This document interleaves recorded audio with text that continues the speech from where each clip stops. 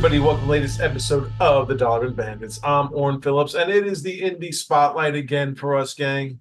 And this time we have Corissa Grant. Now, Corissa is part of Worthy Chaos. It's something she created. She has a book out called Redemption. There's a new Kickstarter out. Uh, Besides being a great writer and storyteller, she is a marketing, I'd say, genius. With the stuff that she's putting out, we hear a lot about different ways to get your books out there in the independent comic scene. She's really been ahead of the curve, and she talks about that and all that she offers to get people in to check out her books. I think it's absolutely fascinating. I think you will too. Here we go, Corissa Grant. Thank you so much for joining me. Thanks for having me. I really appreciate it. So, how did your journey into comic books begin? Reading them was the 90s. My older brother took me to a comic book store and I instantly loved Ghost Rider. Like, I don't know what it was about Ghost Rider, but I loved Ghost Rider. Um, and I read it through the 90s until it was like the second Midnight Sun crossover. And as a teenager, I'm like, I can't afford this. So, so I never read any after that. But writing them, I was a role player online, not the tabletop kind, but the kind where you write like a paragraph and the person writes back and back and forth. Um, and It started because of Resident Evil 2. I fell in love with Resident Evil 2 when I discovered um that role playing existed. I had to be Claire Redfield. Mhm. So I was Claire Redfield 15 years, and during that time I came up with the story idea for this. And about 15 years into writing, I met my co-writer and I had said, "Oh, do you want this role that I've been holding on to for like at that point, like 11 years?" And she's like, "I don't take roles, but sure." And then that was like the day after I met her. Like I would write with people for like 3 years and they were great writers. And for some reason, it's something about her. So we wrote this story for probably 2 years before I thought of, you know, we had about 45 issues written by that point and didn't even realize it. Now we have 100. Mhm. Um, but I said, I kept saying to my husband, I, I, I'm such a good storyteller. What a waste. No one ever gets to read this. It's such a waste of the only talent I possess. Um, and then all of a sudden I was like, maybe we should do something with this. And I said the infamous words, how hard can it be to make a comic? So hardest thing I've ever done in my life. Um, but yeah, I just jumped into it like a complete moron. No intelligence or research at all. Mhm. And I hired an artist, went to bed, and while I'm laying in bed, I wrote to my co-writer and said, I don't know how to do a script. She's like, you'll figure it out. So the first script I wrote was I'll never forget this. So I wrote my first script, and the letter is like, "Did you want to see any of the art, or did you want all dialogue?" Or I was like, "Oh, sure." So my first script turned into three, so that was easy. Yeah, and it went from there. We're still writing, Okay. so right now we have there's 13 novels written, which winds up being about 110 issues written. Okay. Yeah, so we kind of got a little out of hand a little bit. But this series one that I'm working on now is 45 issues. Okay. Um and So far so good. We have live now issue 9. Mhm. Um and But right now I think we're like finishing up 13. Wow. So my artist is a machine, I tell you. So that's working out. But yeah, it did really well, and my last Kickstarter did really well. About almost 5,000 it made, and Wow. yeah, it that was a surprise. I was not expecting that. It's like the new year hit and it was like, "Oh, we noticed you." So I was like, "Where did all you people come from?" But I started about a year ago. Mhm. So, this past Halloween was my 1 year, and we got out 8 issues in the 1 year, pretty much. Nice. Yeah, yeah. So, So with the story, how do you begin? Do you begin with a character that you want to build around, or do you have a story in your head and the characters just sort of fall into place as the story goes along? so originally My only character was so the main character is Seraphina, an angel descendant, but I only had her father in mind for some reason. So I started with the father, and I only know this because I found the notes after 11 years of writing them. Like I was cleaning out my room, and there's a jump drive, and I was like, "What is this on the jump drive?" Um, but it was Remnel the father, and Mhm. he had an angelic weapon. Um, and that was it. That's all I had. Okay. And then I was like, oh, he probably has a daughter, and he's just, I don't know. So yeah, the characters came first, Mhm. and then the story kind of developed around that. And when I met originally, when I had the story idea, the characters weren't they hadn't known each other as a kid or anything, but I had been role playing with somebody else who's like, why can't they with two totally different characters? He's like, oh, we should have them know each other as a kid. I was like, who does that? and then and then when I started this one, I was like, I had a good idea.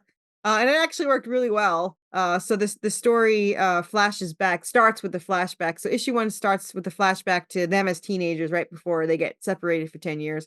Mhm. Um, and to tell a really it's not really a spoiler because it's like happens in the first 10 pages. Mhm. But so Seraphina and the angel descendant and Draven the demon descendant were supposed to run away together to get away from their parents. Um, and the night they're supposed to run away together, Draven had left to get a gun to get her away from her father. She discovers her demon brother killing her parents, and she calls Draven, tells him not to come to the house. Of course, the first thing he does is go to the house. Mhm. She jumps out the back window. He goes in the front door. He slips on her blood, calls her name. She turns around to go back to the house and gets hit by a car and then gets taken away. And then he gets arrested for her murders. And so for 10 years, they thought the other one was dead. So the story starts with the 10 years later, them meeting up in this town, merging with hell. Um, and that is the only idea I had when I wrote the story, when I started the story. So obviously it snowballed a little bit from there. I do not write anything down. I don't have any outlines. I don't have any. I'm not a thinker. I just sit down and write. So I'm lucky when I sit down and write that I actually have a process that something actually comes out. Now with this, because I mean, do you have an endpoint in mind, or are you just going to go along and see where it leads, for yourself as well? So right now I have a lot of stuff in my head that just wants to be written, but I'm super lazy. Mhm. But I did just write a chapter 2 days ago that I had no idea what was going to happen, and at the end I think it was the Kraken fighting Anubis, so it was actually pretty cool. So the only thoughts I have is I have a lot more in the prequel that I want to write, how they met, how the whole thing that they were created. I only have one book out of five already written for the prequel. Mhm. I have all of series one written, and it can end there if I want to. Series two is awesome, continues on, what happened in one, but kind of a different plot going thing. And then it could end if I want to, like really good right there. So I just started series three, which is two novels in so far.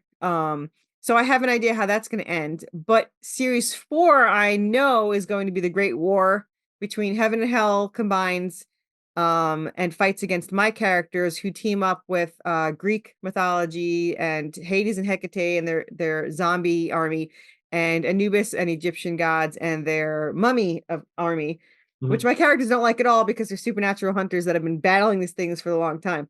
So I know series four is going to be the Great War. I have not concluded if there's a series after. Like I don't know if there's an aftermath, like the world gets destroyed and then they have to like battle through it. But I literally had that thought 2 days ago when someone asked me something about the Great War, and I was like, I don't know, it could be how they survive and then after. So there might be a series five. I have no idea. So no, in other words, in a really, really short story long. Um, yeah, I don't have a direct ending to it. Now, So I mean, you have all these wonderful ideas. How do you kind of streamline them to get, a linear story out there? see, it would be smart if I did. I Gotcha. don't. Hmm. I have like series one was the worst. I had like an idea and I tell my creator because I'm the one that initially writes the story. So I write the story and most of the characters except Draven. So my co-writer only writes the words for Draven's speech and thoughts.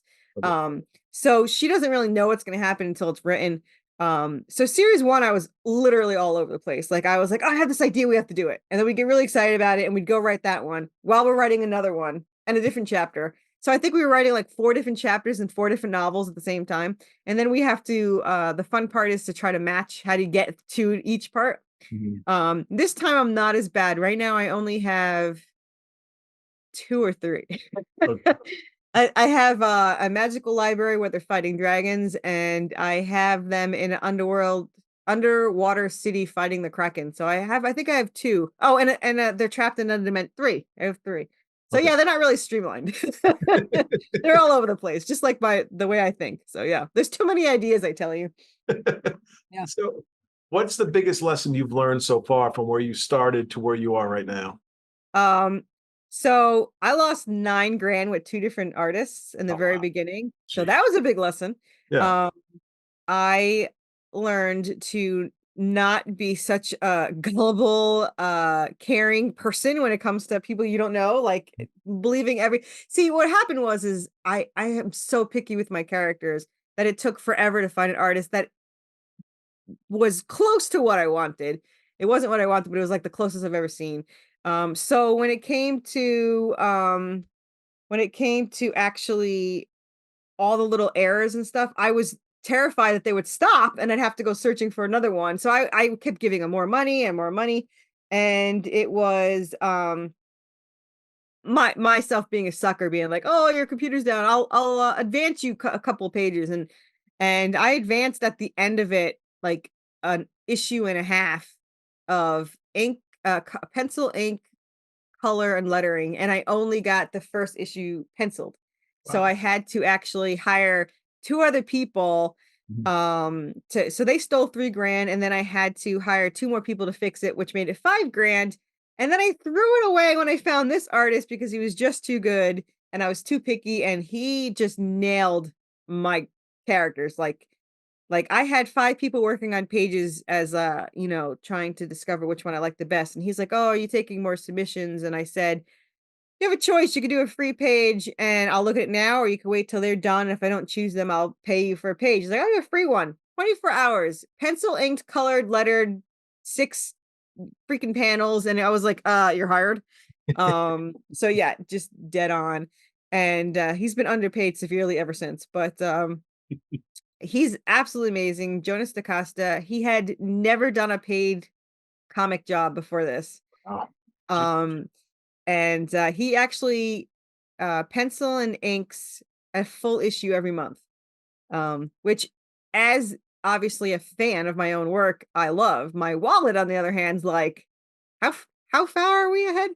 Um, but he's amazing. He's not just a paid artist. He's part of the team, and he gets really emotional about the characters, and he's like, "What did you just do?" And I was like, they'll get over it. Um, we torture our poor characters. But yeah, so um it's snowballed into a very adventurous storyline so far.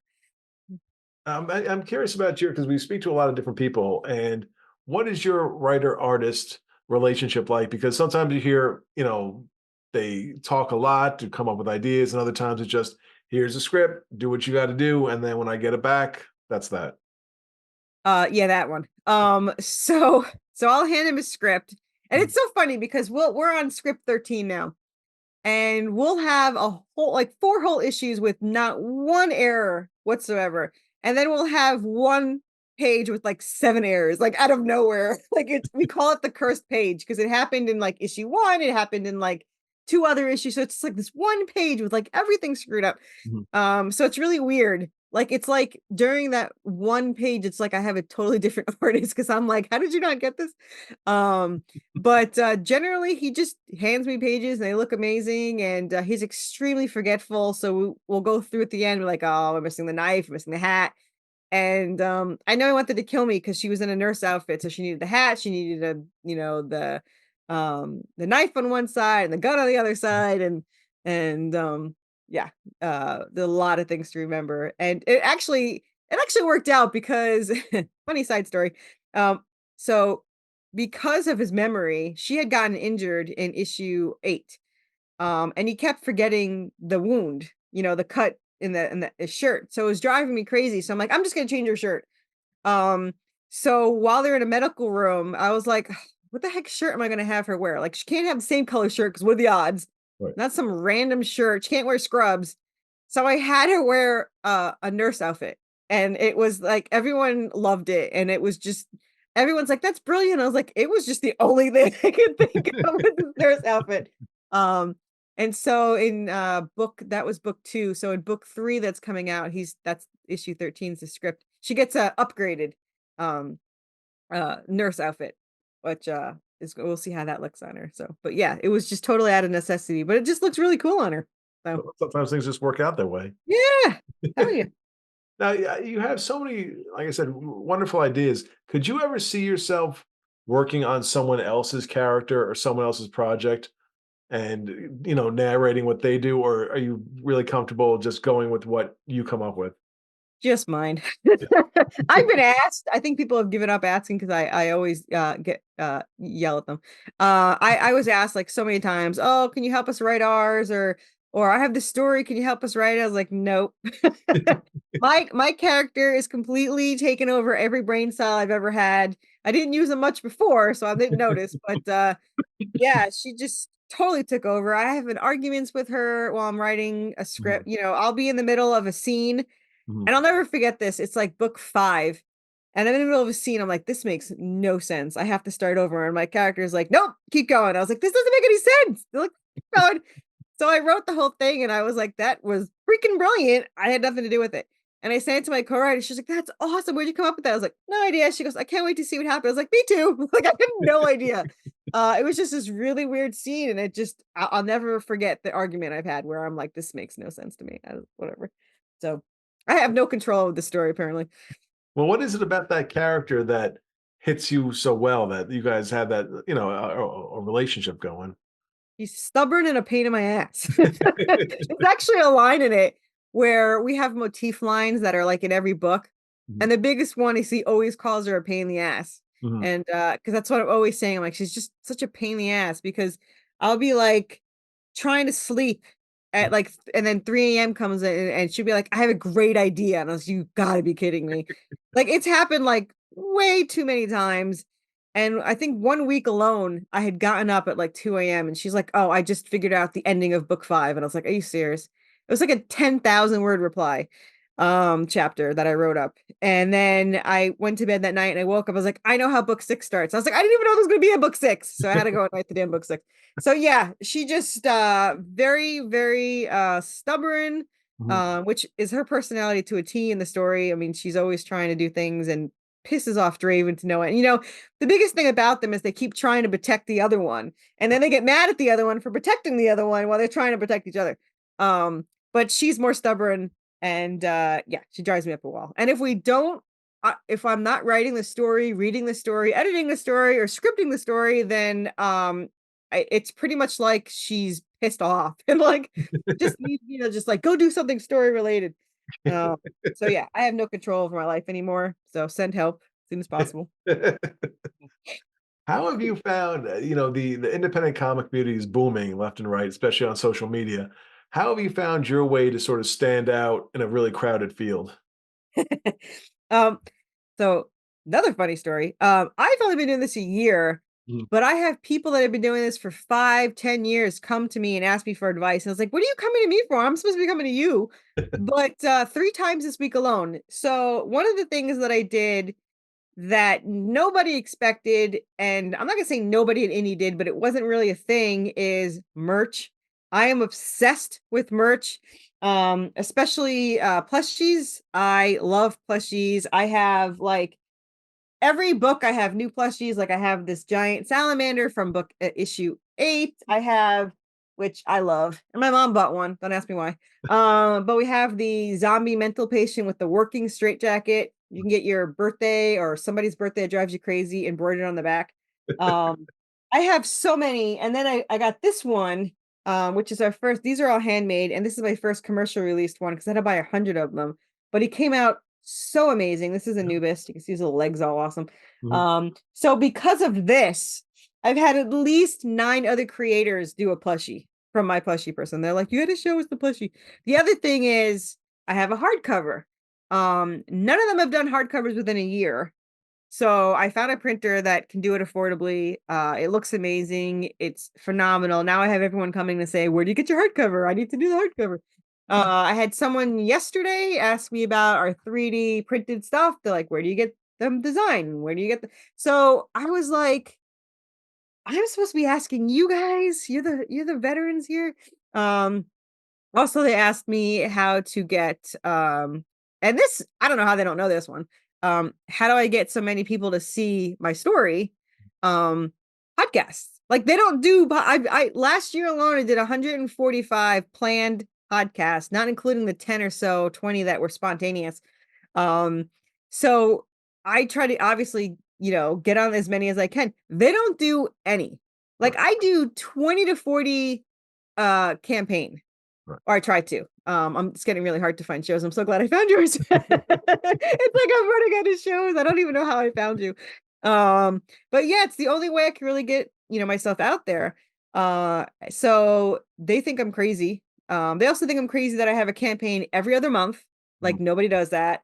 Um, I released 8 issues already. They rarely release 3 a year. So now they're using me as an excuse. Though I've seen this post so many times. Well, Corissa Grant can release every other month. We're gonna try to release every month.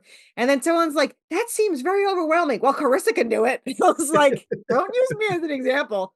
Um, but yeah, I've been getting that a lot lately. I had somebody DM me saying, "I can't believe you have 100 scripts. You got me to write more. And now I'm up to so and so scripts and all that stuff."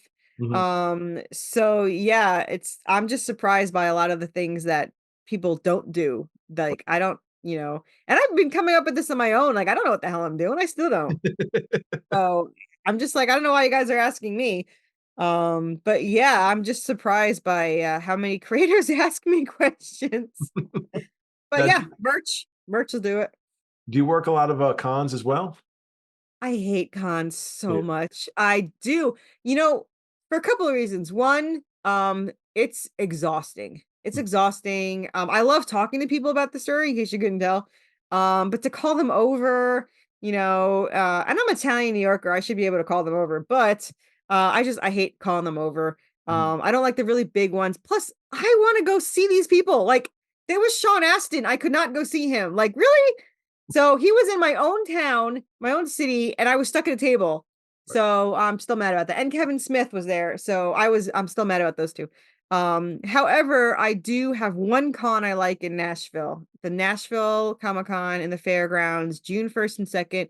I went last year. It was just busy enough to bring in enough, to buy, but it wasn't like an overwhelming sea of people. Like Lexington, bless them, but man, that was way too much. I mean, it was like 4 buildings and like you couldn't hear yourself talk, and I actually left the day early because I was like, screw this. um but I wanted to attend it. Like I want to go. Mhm. I'm going to AtlantaCon, not this, I don't even know what day it is, not this weekend, next weekend, because I got to see Daryl, from Walking Dead. Okay. I was like, I have a picture taken, I want his autograph. And then I do supernatural conventions. Okay. I don't know if you've ever seen Supernatural, but Sam has my hardcover now because he did an autograph and I gave him one and he took it. He'll probably never read it, but who cares? He has one. So that's all that matters. So I do know cons work and I do know people that have success with them.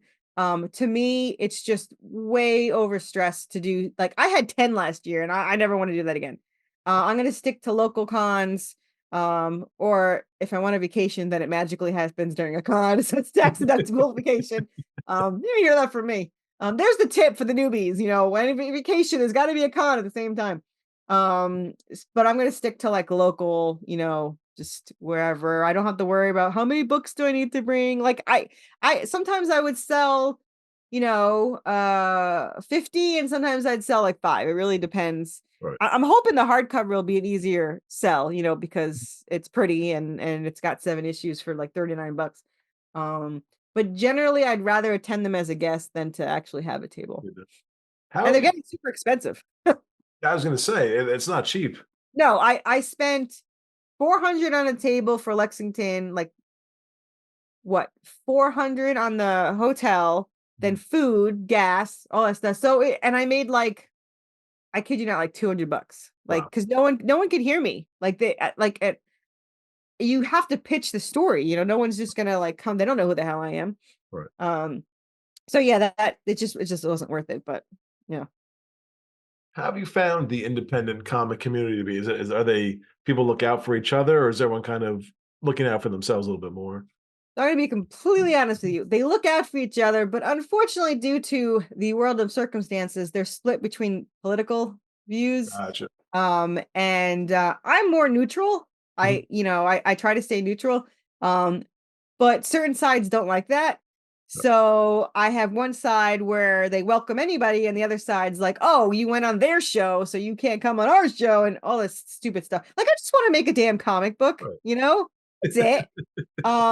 But besides that, in the groups of creators, they're very supportive, especially being that they're mostly, not to sound sexist, they're mostly men. Right. So they're super supportive. I'm in one group that, they always back it when I have it. They always answer questions and then steal all my ideas. And but they are super supportive. But it's just this political stuff just kills me. Yeah. It just kills me. Like I am like, I just want to make comics. Like I don't want to run for president. I don't want to do any of this stuff. I just want, but I think it ruined a lot of creators because like I have one person who they used to make like 4,000 during their campaigns, and it slowly got less and less.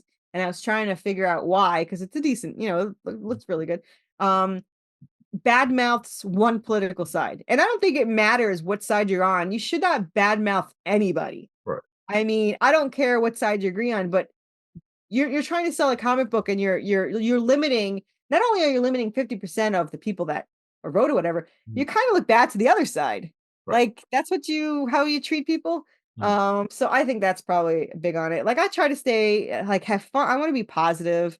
Um, I started asking questions, which kind of blew up on me, in a good way, but like I need a full-time job to answer. Like I like to comment with everybody, full-time job, trying to like answer everyone. So there's two questions I asked and they blew up like 400, 500 comments. One was, what's your favorite movie? Not, I didn't think this was an overwhelming thing, but apparently it was.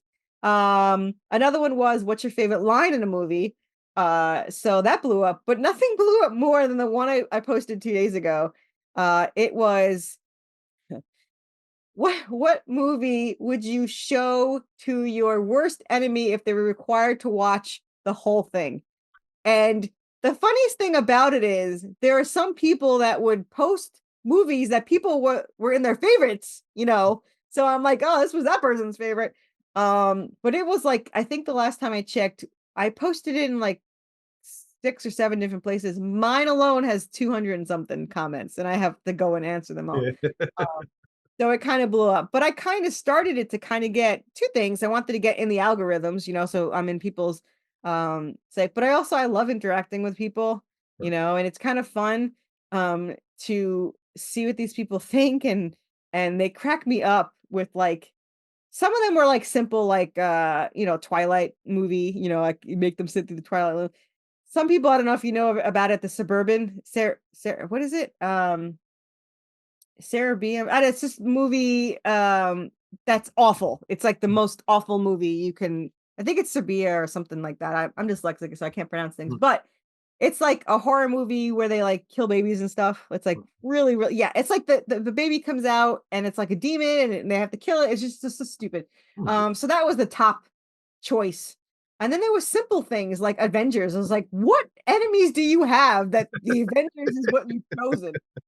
So yeah, the answers were very interesting. And I still have to get back and read them all. I'll get there. There's like 700 of them, but I will get there. So yeah, that was a tangent. Sorry. No problem. A quick business question for you, because I think there's folks who watch the show who want to start their own comics, and How do you come up with pricing? How do you know what's a good price to make yourself, you want to make a profit, but you also, don't want to price yourself out to other folks who are out there as well? Pricing is very difficult, especially, like, for example, for my Anubis, so the handmade ones are super expensive, I don't get a lot of profit on them. It's mostly because people want the plushies, Mhm. um, and these I could have sold. I mean, I only sell these for $29. I probably could have sold them for 50 because they're super detailed and all that stuff, but the whole point of getting commercially made was to make it lower price for people, um, so mostly I double it so that, for everyone I sell, I can kind of buy another one kind of thing. And that seems to have worked. I don't want to price gouge people. I was very insulted today. This person posted saying, "Oh, who wants to come on my show?" and whatever, whatever. And I'm trying to help creators get out there. So I wrote to the person and I said, "I would love to be on your show. I'm trying to promote my story and blah, blah, blah." And she was very insulting when she's like, "Oh, this isn't you use the word promote and this isn't a money grab revenue thing." I was like, "Woman, I put like 70 grand in this freaking story. It's not about the money for me." So I was so insulted. I was like, she's like, "I looked at your profile and your stuff looks really good, but you use the word promote." I was like, Oh, "It is promoting." I did not like that at all. I was very insulted because out of all the people I know, I'm the least person doing it for money. mhm, And it's not, and I don't even care about profits. I want to make first, I want to get my artist paid. right. And then I want to pay my artist what he deserves. Mhm, So that's the tricky part. right. I mean, this comic thing has put me in not bad because I'm actually getting through it now, but it put me in a lot of debt. I spent a lot of money on it. I Mhm, didn't know what I was doing. I lost 9 grand off the bat, you right. know. And then my artist gets paid for an entire full issue every month because that's how fast he is. So that's like a whole other it's 3 times my mortgage. It's what it is. 3 times my mortgage goes to my artist. So that's tricky. And I'm obviously trying to get my story out there to help pay for that. Now, the thing about my artist and my colorist and all that stuff is, so if my Kickstarters ever make over 6.6K, and it's 6.6 because they take out 600, so I like even numbers. Um, they actually will get that split between them. So if it ever gets really high, they make more money. So they get a flat rate, but they also get a percentage because I've seen these some Kickstarters. I don't think mine's ever gonna get this high, but I've seen Kickstarters go to like 30, $40,000 and their artist sees nothing extra. You wouldn't have it without them.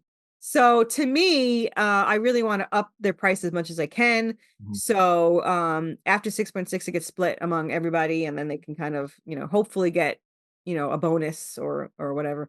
mhm, And that you know makes them happy. This Kickstarter, like I said, the last one eight did really well. I don't know how this one's going to be. mhm, We're obviously hoping it goes well. But yeah, it's tricky to you have no idea how it's going to go. Like for issue 8, I had and it was stupid to do it in January. I have too many issues. They have to be out all the time. But I did it in January. So I had like 25 decreases or cancellations, and it still did 1,200 more than I've ever done before. So even with all of those cancellations, which let me tell you was so heartbreaking. You wake up and it's like it's always while you're sleeping, so it's like they know she's mhm, sleeping. Go decrease your whatever.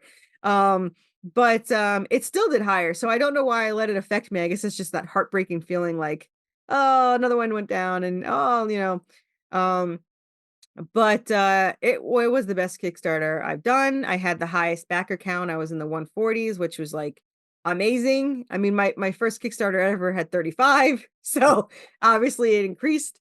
But it's so stressful because nothing's secure. Everyone yells at me because every single time a Kickstarter starts, I panic. I'm like completely panicked.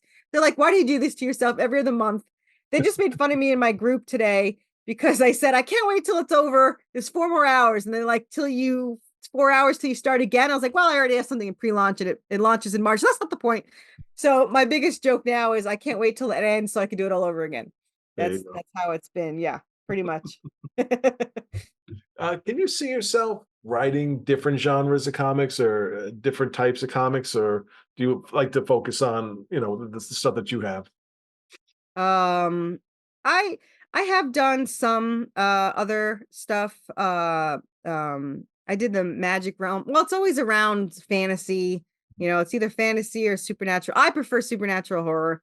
It's hard to say horror though because it's gore, but it's not gore for the sake of gore. It's just, you got monsters. So I've been calling it a horror supernatural adventure kind of thing. Um, but yeah, I mean, I'm stuck in this world. I do a couple elf stuff with other people, but it's always either fantasy or horror or something. So I like to have the zombies. I'm a zombie girl. Mhm. So yeah, it's tricky.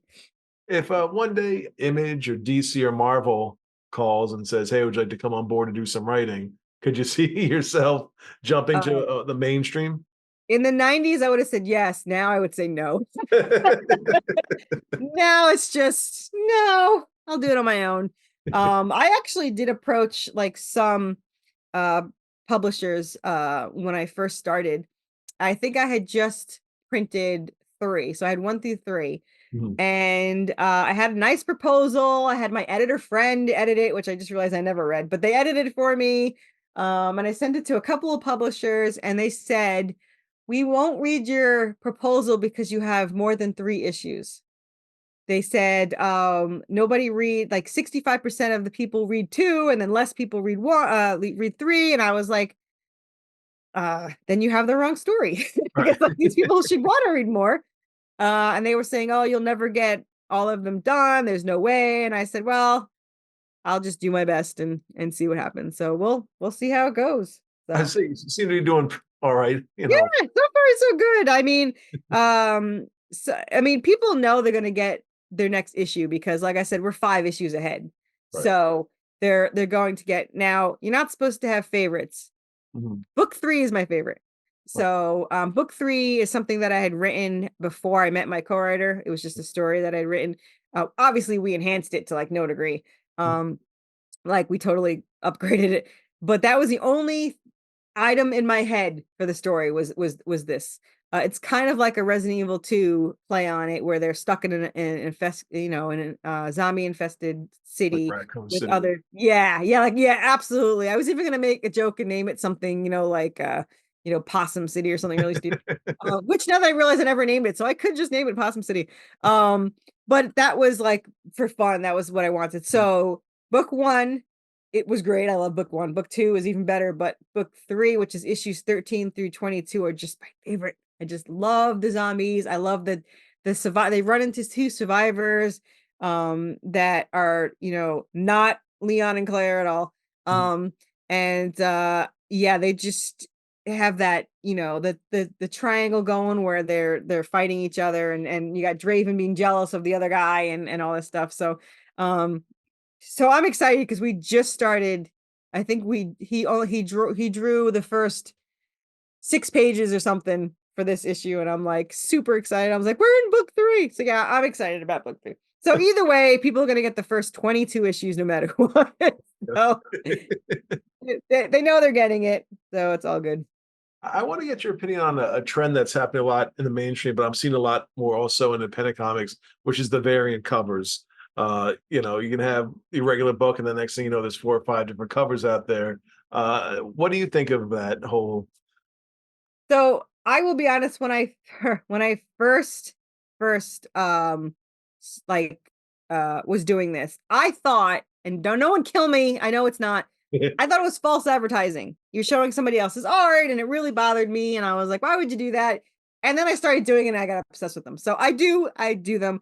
However, I don't think you should do a ton of them. Like I just do them for people to have a choice. Mhm. And that's pretty much it. Like I have one regular cover, and then I think I have 4 for, like, a couple issues, but mostly, on average, it's 3. Okay. I have 3 different covers, um, and, yeah, it gives them a choice and they like it. Some people get all 3, but, some don't, and I have some that get everything, like, everything that pops out, and I'm just like, "Now I see why people do, like, 100." Right. But I just it's just not. I don't know, it's just weird to have so many because I never bought them. Like, I wasn't like, because it's the same story, not the That's buy it. all mine, but generally it's the same story. I will say that I got obsessed with covers. I probably spent about 4 grand just on covers for these 5 issues in book 2. because, and I'll tell you why, because I'm never going to do it again. It was really expensive. However, like for this was issue 8. It is, so this is Jeremy Rampak, who is an interior for Injustice, which means nothing, but my brother's obsessed with it, so he's like, I love reading Injustice. Okay, whatever. He worked at DC, Marvel, IDW, Blizzard, Capcom, but the reason why I paid a fortune for him is he's the interior artist for the Resident Evil comic book. So I had to have him. And then I have it here somewhere for issue 9. Ow, that hurt. Issue 9 is Carl Moline, which is the interior artist for Buffy, the comic. So since mine's like Buffy, Resident Evil, Silent Hill, so I had to have that. Then for issue 11, I have Kevin Sharp, who does the interior. He does a lot of things, but he did the interior for Evil Army of Darkness interior art. So I was trying to get as many of my, I'm still trying to get James O'Barr from The Crow, because he was like my favorite. I found one supernatural person, and they don't have time for me. And I was like, I have 100 issues, just put me on some freaking list, and just eventually I want to cover from you. And I have not heard back from Terry Jones, which did Silent Hill comic book, but I'm gonna keep bothering them till they block me or get a restraining order, but I'm gonna keep trying. So yeah, hopefully I'll get those. But yeah, that was the obsession. I had to get a cover from everyone. But I never want to do it again because it was like so expensive. But I was like, oh, he did Resident Evil. Oh, I need it. So I have issues. Well, there you go. Yeah. So how can fans find you? What's the best way to find out what's going on with the Kickstarter and the projects going on? So anyone can add me, Corissa Grant, on it's Facebook now. I used to be on Twitter. I have 5.3 thousand followers in there, but the algorithm is just messed up. Even when I was paying per month, it just same 20 people saw me. I love those 20 people. But it was like the same 20 people. But on Facebook, as much as I want to hate Facebook, they're seeing my stuff. So Facebook's the best place to find me. I am the type of person to get kidnapped as a kid. I talk to anybody, so you can just add me and I'll talk to you. But we have a Facebook group with like 700 people, so anyone can join that. And if you're a podcaster, an artist, or another creator, you could post your links, your Kickstarters in there. But I'm going to tell you the best way to find me is through Kickstarter. Just search Worthy Chaos. Do not search Redemption. There's like 700 on there. There's the stupidest name I could have chose. But Worthy Chaos. Worthy Chaos is the only thing that pops up for us. I always have something live and something in pre-launch. So, you'll always find us on there. And like I said, the Kickstarter is every other month. I would do it every month, but as much as I have very loyal fans, but just like me, they're all broke. So unfortunately, it's going to be every other month for now until we can get to there. But yeah, so far so good. Awesome. And we are back. Yeah, I mean the dolls, all the other stuff that she's created based on the characters she's done for these books. I don't see that a lot when I see the Kickstarters coming out. People want to buy the books, and that's awesome, but she really is going the extra mile. I think that's something that other creators are going to see and pick up on, and that might be the new trend going forward. She just seems like a wealth of not only great storytelling, but really good ideas as well. And I think this is a book that's going to go on and on and on. It sounds like she's got this whole thing planned out for a while. So it was so great to talk to her. We wish her all the best of luck with this project. Make sure you go check out her Kickstarter. We'll put the link in the video, or I should say, where we post the video on Facebook. You can check that out there as well. So have a great rest of your week and weekend, and we'll see you next time.